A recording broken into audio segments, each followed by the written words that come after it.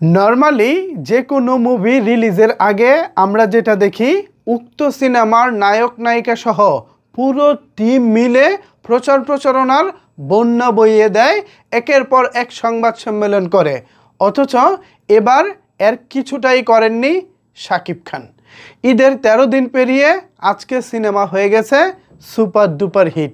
মাত্র 2 সপ্তাহে কোনো প্রকার কোনো অফিসিয়াল প্রচারণা ছাড়া এবার যা হয়েছে এটিকে আপনারা কিভাবে দেখছেন?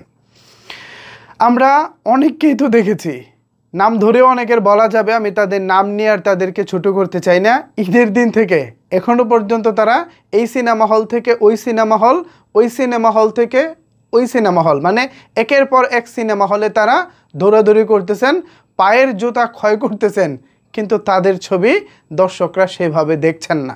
অন্যদিকে দেখেন শাকিব খান, তিনি ঘরে ঘুমিয়েছেন, নাকে তেল দিয়ে ঘুমিয়েছেন। ঈদের সপ্তাহ পুরোটা তিনি ঘুমের মধ্যেই পার করেছেন।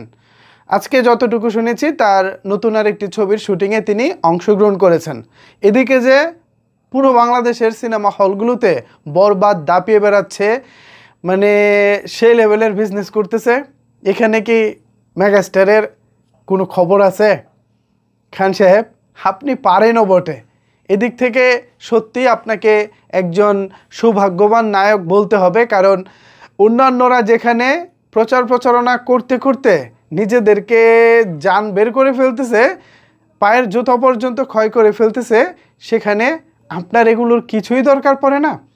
সিনেমা হলগুলোতে মুক্তির 13তম দিনে এসেও উপচে পড়া ভিড় লক্ষ্য করা যাচ্ছে। সামনে তো পহেলা বৈশাখ, এখানেও তো মনে হয় আরও বড় কালেকশন হবে। মানে হলগুলোতে অলরেডি ঈদের দিন থেকে আজকে 13তম দিন পর্যন্ত বাম্পার হিট ব্যবসা করেছে। আগামী একদিন পর আসছে পহেলা বৈশাখ, সেদিন নিশ্চয়ই আরও দারুণ কিছু হবে। মেগাস্টার শাকিব খান, আপনি ভাই পারেনও বটে। আপনার সত্যি আপনার এই যে সিনেমাটিক কারিশমা এবং সিনেমা প্রচারণার যে কৌশল, এটা আমাদেরকে সত্যি মুগ্ধ করে। যদিও আপনার টিমের কাছ থেকে আরও ভালো প্রচারণা প্রত্যাশা করেছিলাম, যতটুকু হয়েছে তাতেই যেভাবে হলে হলে উপচে পড়া ভিড়, টিকিট পাওয়া যাচ্ছে না, সিট পাওয়া যাচ্ছে না, মানে এক কথায় ভাই মেসাকার একটা অবস্থা। তারপরে যদি ভালোভাবে প্রচারণা হতো, কি একটা মানে ঘটনা ঘটতো আপনারা জাস্ট ভাবুন তো। শাকিব খান নিজে যদি কয়েকবার সংবাদ সম্মেলন করতেন, বিভিন্ন টেলিভিশনে ছুটে বেড়াতেন, এবং পুরো ছবির যে টিম তারাও বিভিন্ন প্রচারণার উদ্যোগ নিতেন, তাহলে ব্যাপারটা কোন জায়গায় পৌঁছাতো ভাবুন তো।